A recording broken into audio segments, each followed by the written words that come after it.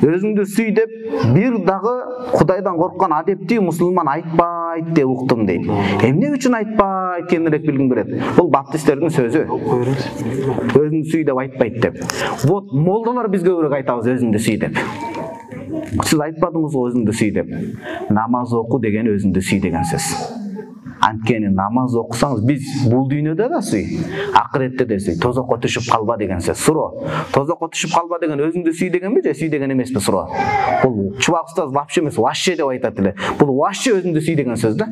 Намаз окуңуз, жоолук салыныңыз, түз жүрүңүз, күйөөңүзгө кыянат кылбаңыз деген өзүңүздү сүйүңүз, өзүңүзгө кам көрүңүз, эртең тозокко түшүп калбаңыз деген сөз.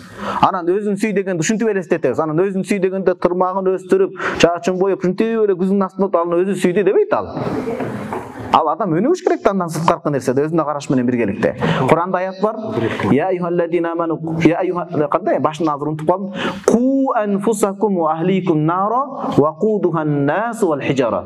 Караңыз, тамызгысы оту мындай жандыра турган тамызгысы адамдардан жана таштардан болгон тоzoктон өзүңөрдү жана үй бүлөңөрдү сактагыла дейт. Мына ошону сүй, өзүңдү сүй деп айтабыз. Өзүңдү сүйүү Кудай Таала көрсөткөн нерсе менен болот. Эмнеге? Мына бул психология жаатына кирдик. Биз өзүбүз жаралып алган затпызбы же Кудай жараткан жандыкпызбы суроо? Имандуулардын жообу Кудай жараткан жандыкпыз. Демек биз өзүбүздү сүйөбүз, Кудай көрсөткөн жол менен сүйөбүз. Анткени бизди жараткан Кудай билет кандай сүйгөндө бизге туура болот.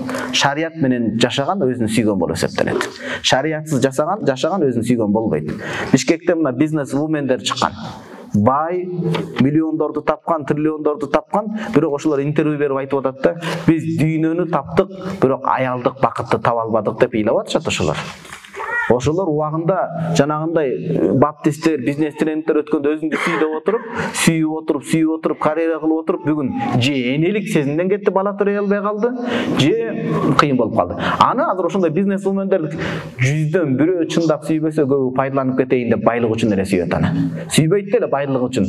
Ошол өзүнү сүй деп айта алынбайт да мисалы. Өзүн сүй деген бактылуу байбиче болуп, жакшы күйөөгө чык деген сөз, бала чака төрө деген сөз. Ошол өзүн сүйгөн.